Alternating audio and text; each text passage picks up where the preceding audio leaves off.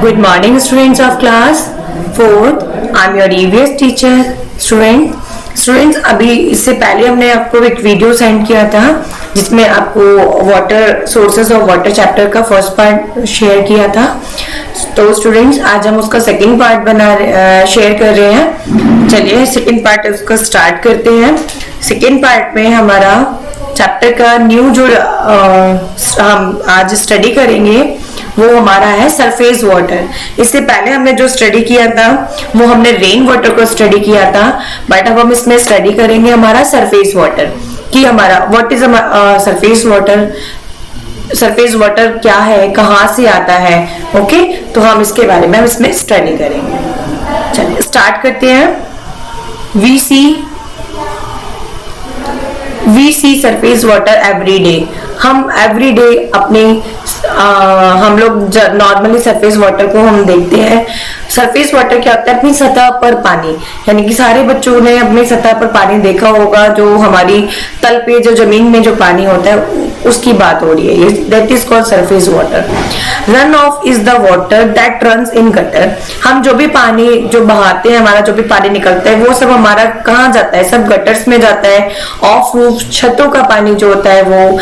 And out of mall parking lots when it rains. जब बारिश होती है तो जो छतों पे पानी स्टोर हो जाता है, मॉल की पार्किंग लॉट्स में जो पानी स्टोर हो जाता है जब बारिश के टाइम में, तो वो सब हमारा पानी जो होता है वो सरफेस वाटर, वो सब गटर में होता है, वो हमारा सरफेस वाटर कहलाता है. This is surface water too. ये भी जो पानी है जो मतलब गटर में भी जाता है, ये भी हमारा सरफेस वाटर ही कहलाता है. It is any water that travels और is stored on top of the ground.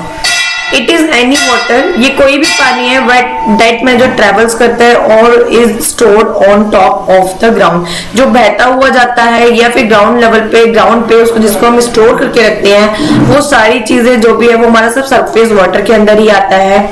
This would be the rivers, lakes, streams, reservoirs, even the oceans.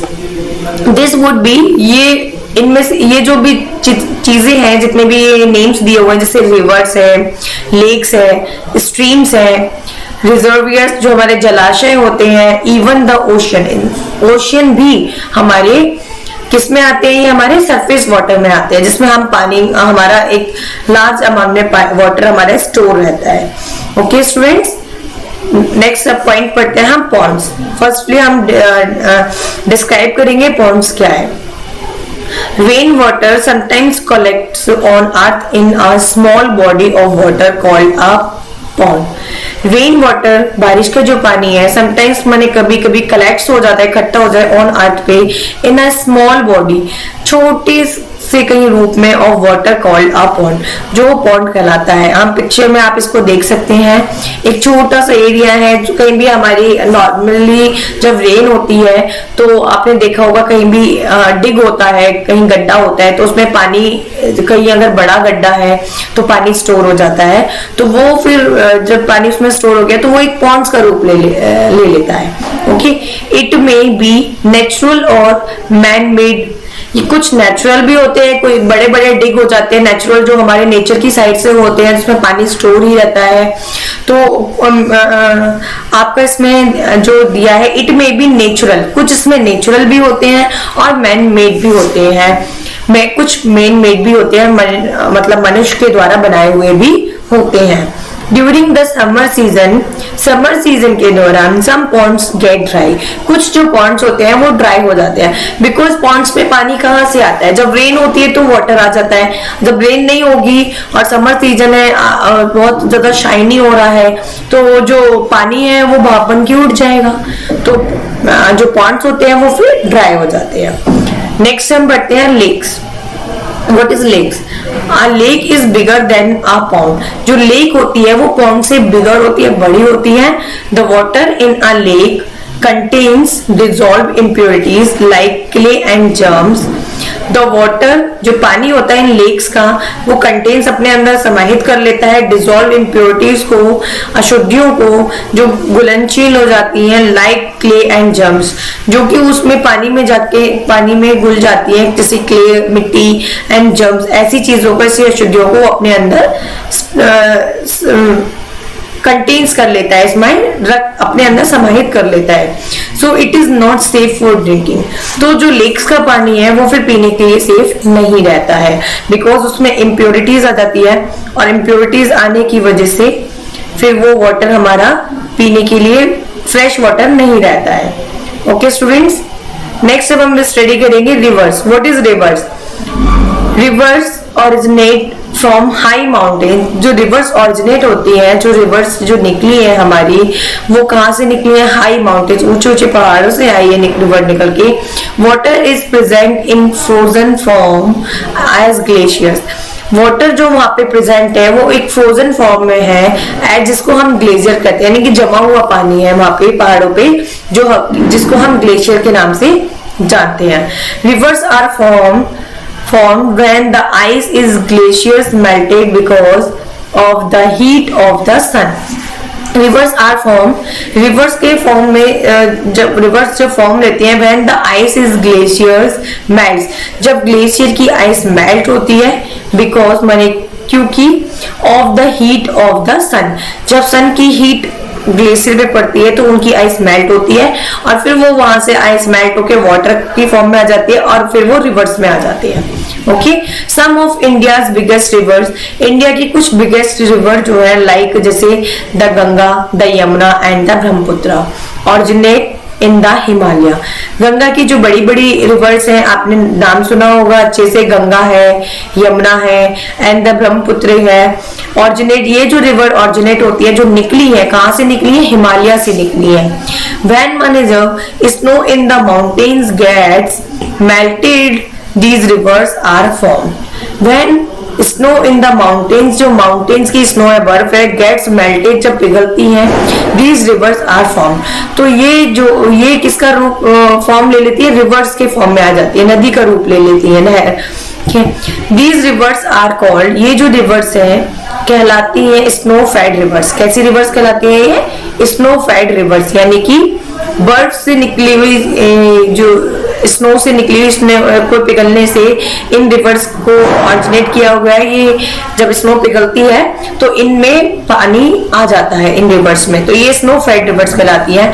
These rivers carry water through out the year, ये जो reverse होती है वो पानी को through out the year अपने पानी से भरी रहती है। थ्रू आउट ईयर इनमें पानी रहता है।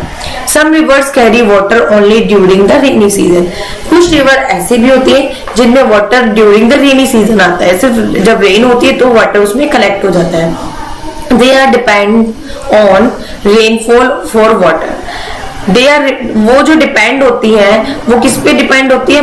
रेनफॉल फॉर वाटर, पानी के रेनफॉल पे डिपेंड होती है, पानी की बारिश पे डिपेंड होती है।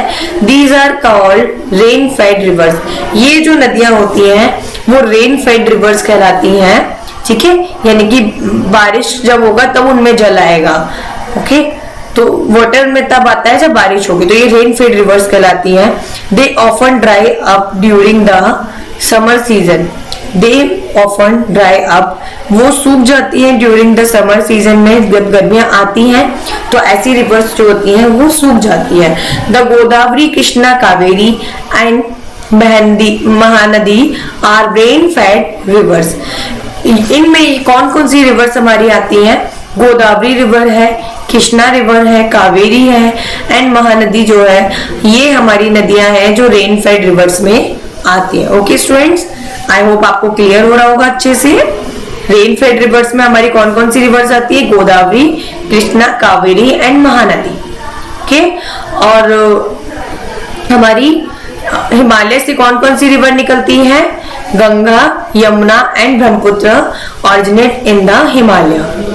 ओके स्टूडेंट्स, चलिए नेक्स्ट पढ़ते हैं वाटरफॉल। वाटरफॉल्स क्या है? Sometimes a river went down, often vertically from a highest height, forming a waterfall.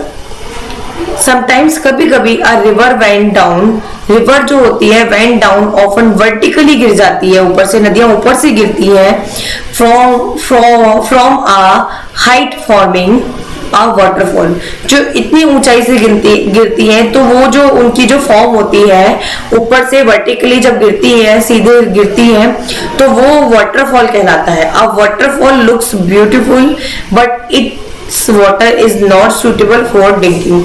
Waterfall जो होते हैं वो लुक्स ब्यूटीफुल, सुंदर दिखाई देते हैं, बट लेकिन इट्स वाटरफॉल जो इनका वाटरफॉल जो होता है, बट इट्स वाटर जो इनका वाटर होता है is not suitable for drinking, वो पीने के लिए बिल्कुल अच्छा नहीं होता है।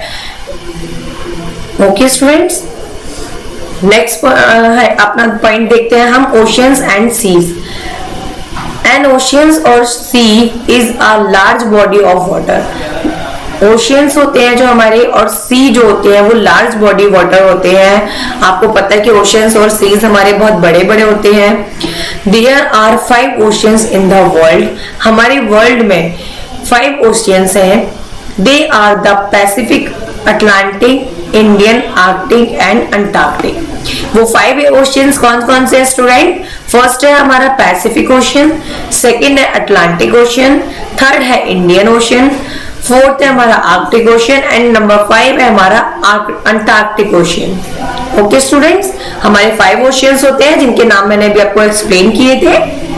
A sea is smaller than an ocean। जो सी होता है वो इज स्मॉल, छोटा होता है, देन एन ओशियन, एक ओशियन से छोटा होता है। Rivers add dissolve salts into the sea from the rocks they flow through. Rivers add dissolve, reserve जो हमारी रिवर्स होती है, जो नदियां होती हैं वो ऐड हो जाती है इसमें और डिजॉल्व होकर इसमें मिल जाती हैं, डिजॉल्व कर देती हैं सॉल्ट्स इनटू द सी। सी में जो का जो पानी होता है वो खारा होता है। From the rocks they flow through, जो रॉक्स होते हैं, जो चट्टानें होती हैं, जो उनमें बहकर आ जाती हैं, तो उसका जो पानी होता है वो नमकीन हो जाता है और वो सब डिसॉल्व हो जाती है, रिवर्स आके भी इसमें मिल जाती है साल्ट्स इनटू द सी। 10 माने इस तरह sea water contains a large amount of dissolve salt. तो इस तरह से जो सी होते हैं वो वाटर कंटेन्स कर लेते हैं, एक लार्ज अमाउंट में वाटर को इकट्ठा कर लेते हैं of dissolve salts. Okay students, we can not use it for drinking and our daily purpose. Says we can not use it, हम इसको यूज नहीं कर सकते फॉर ड्रिंकिंग, पीने के लिए, एंड अवर डेली पर्पस, अपने डेली के जो पर्पस होते हैं, हमारे जो डेली की जो वाटर से हमारे जो नीड होती है डेली की, हम उसमें इसको यूज नहीं कर सकते हैं। ना इसको ड्रिंक कर सकते हैं हम, अपने किसी भी डेली वर्क में हम इसको हमारे वॉशिंग क्लॉथ्स होते हैं कपड़े धोने के लिए, अपने यूटेंसिल्स को क्लीन करने के लिए यानी कि बर्तन साफ करने के लिए हम इसको यूज नहीं कर सकते हैं। Next, we can not actually see this water. हम सॉरी स्टूडेंट्स, हम पॉइंट डिस्कस करेंगे पहले। हमारा जो नेक्स्ट पॉइंट है अंडरग्राउंड वाटर। अभी हमने जो इससे पहले जो पॉइंट डिस्कस किया था वो था हमारा सरफेस वाटर। सरफेस वाटर में हमारा पॉइंट था पॉन्ड्स। पॉन्ड्स का भी हमारा सरफेस वाटर में आता है, उसका पानी हमारी सतह पे होता है जो हमें दिखाई देता है। लेक्स झीलों में होता है वो भी हमें दिखाई देता है, रिवर्स नदियों में होता है वो भी हमें दिखाई देता है, वाटरफॉल्स में होता है वो भी हमें दिखाई देता है, एंड ओशंस एंड सी। ये जो वाटर है वो हमारे सरफेस पे है, वो हमारा सरफेस वाटर कहलाता है, यानी कि हमारी सतह पे जिसको हम देख सकते हैं, हमारी सरफेस पे है। ओके, नेक्स्ट हमारा पॉइंट है underground water. What is underground water? We can not actually see this water. हम इस वाटर को जो अंडरग्राउंड, आप समझ सकते हैं इसके वर्ड से समझ सकते हैं, अंडरग्राउंड यानी कि अंडर माने नीचे, ग्राउंड माने जमीन की, जमीन के नीचे का वाटर माने पानी, जमीन के नीचे का पानी। तो नेचुरली आपको समझ आ गया होगा कि जमीन के नीचे का जो पानी है, जमीन के नीचे जो भी चीजें हैं, जो भी हमारे मिनरल्स हैं, वाटर आता है इसमें, और भी बहुत सारी चीजें हैं, तो वो हमें दिखाई नहीं देती हैं। सेम ऐसे ही we can not actually see this water, हम पानी को भी नहीं देख सकते। Any water that is underground is ground water. जो भी पानी है अंडरग्राउंड जमीन के नीचे, वो पानी जो है वो इज ग्राउंड वाटर, वो ग्राउंड वाटर कहलाता है। When the water seeps down, when माने जब the water seeps down, जब water seeps down नीचे जमीन में सीप जाता है, it will reach a layer of ground that already has water in it. Sorry, that already has water. It will reach a layer, ये बहुत सारी लेयर से जाता है ऑफ ग्राउंड, ग्राउंड की बहुत सारी लेयर से जाता है, that already has water in it, और वहां पे ऑलरेडी वाटर भी होता है। Ground water flows through layers of sand, ground water जो होता है वो फ्लोज जाता है लेयर ऑफ सैंड, सैंड की लेयर से होता हुआ जाता है, क्ले की लेयर से जाता है rock and gravel, rock and gravel, ये सारी लेयर जो होती है हमारी सरफेस पे, हमारे ग्राउंड पे, उन लेयर्स को से थ्रू, उन लेयर्स के थ्रू जाता है, यानी उन लेयर्स को में से नीचे ग्राउंड में जाता है। दिस क्लीन्स द वाटर, ये जो सारी चीजें होती है, ये जो लेयर्स होती हैं, वो हमारे वाटर को क्लीन कर देती है, but it has it's problem. तो पहले इसको समझते हैं स्टूडेंट्स कि जब हमारा ये वाटर जाता है, उसमें इतनी सारी लेयर से क्रॉस होकर जाता है, तो वो वाटर बिल्कुल प्यूरिफायर होकर जाता है, बहुत ही सेफ वाटर हो जाता है। ओके, बट लेकिन इसमें भी प्रॉब्लम है, इट हैज इट्स प्रॉब्लम। इसकी प्रॉब्लम क्या है? To when farmers use fertilizers and insecticides, rainwater washes them into the soil where they get mixed with groundwater. when माने जब farmers use करते हैं fertilizers and insecticides, अपने जो फर्टिलाइजर है, इंसेक्टिसाइजर्स है, जो कीटनाशक दवाइयों को जो यूज करते हैं अपनी क्रॉप्स पे, इंसेक्टिसाइजर यानी कीटनाशक दवाइयों का, फिर जब रेन वाटर वॉशेस, उनको रेन वाटर क्या करता है? वॉश कर देता है देम इनटू द सोइल, और उनको फिर क्या कर देता है? उनको मिट्टी में उनको मिला देता है। जब हमने कोई भी इंसेक्टिसाइड्स हमने यूज किया हुआ है क्रॉप पे, जब बारिश होगी तो वो सारा वॉश होके नीचे आ जाएगा, हमारे ग्राउंड पे आ जाएगा, और वो ग्राउंड जो सोइल है वो उसको ऑब्जर्व कर लेगी। They get mixed with ground water, और जब वो ऑब्जर्व कर देगी वो वाटर हमारा अंडरग्राउंड चला जाएगा, ग्राउंड में चला जाएगा, और वो हमारा फिर ग्राउंड वाटर में नीचे अंडरग्राउंड वाटर में स्टोर हो जाएगा। Ground water doesn't need as much treatment, तो ग्राउंड वाटर जो होता है हमारा, उसको बहुत ज्यादा किसी ट्रीटमेंट की नीड नहीं है एज सरफेस वाटर पे, अपने हमारे सरफेस वाटर पे जाने के लिए, बट मैंने लेकिन it usually get some because of this problem, but ये जो कुछ प्रॉब्लम है उनकी वजह से हमारा जो ग्राउंड वाटर है, जो अंडरग्राउंड वाटर है, वो थोड़ा सा इम्प्योर हो जाता है, क्योंकि जो भी हमारे हम अपने सरफेस पे जो भी चीज हम इम्प्योरिटी डालते हैं, जैसे बताया था मैंने, इंसेक्टिसाइड्स डाल देते हैं हमारे फार्मर्स, तो वो हमारा इंसेक्टिसाइड जो जब रेनफॉल होता है तो वो वॉश होके नीचे आ जाता है हमारे सरफेस पे, और वो फिर अंडरग्राउंड वाटर में चला जाता है, तो उससे हमारे वाटर में इम्प्योरिटीज आ जाती है। ओके स्टूडेंट्स, ये आपको समझ आ गया होगा। अब हम नेक्स्ट आपका पढ़ेंगे सोर्सेज ऑफ अंडरग्राउंड वाटर। हमारे अंडरग्राउंड वाटर के कौन कौन से सोर्सेज हैं, कैसे हमारा अंडरग्राउंड वाटर सेव होता है, वहां कैसे पहुंचता है। टू गेट अंडरग्राउंड वाटर पाने के लिए we have to install wells, हमें इंस्टॉल कराने होंगे, यानी कि बनवाने होंगे, खोदने होंगे वॉल्स, माने कुएं, ट्यूबवेल्स एंड हैंड पंप्स को हमें लगाना होगा। नेक्स्ट हम क्या क्या चीजें हैं जिससे हमारा अंडरग्राउंड वाटर हमें रिसीव होता है? वॉल से, ट्यूबवेल से एंड हैंड पंप से। ओके स्टूडेंट्स, चलिए बढ़ते हैं। वॉल्स एंड ट्यूबवेल्स, हमारा नेक्स्ट पॉइंट है wells and tubewells. What is wells and tubewell? In villages, गांव में wells are dug to bring underground water to the surface. Wells जो होते हैं वो डग माने खोदे जाते हैं, बनाए जाते हैं, टू ब्रिंग लाने के लिए अंडरग्राउंड वाटर को लाने के लिए टू द सरफेस में। A wheel called Persian wheel, a wheel जो है called Persian wheel draws out the water from wells. A wheel एक पहिया होता है कॉल्ड पर्सियन व्हील, जिसको हम पर्सियन व्हील बोलते हैं, वो ड्रॉज करता है आउट द वाटर, वाटर को बाहर खींचता है फ्रॉम द वॉल्स, कुएं से उस वाटर को बाहर निकालता है।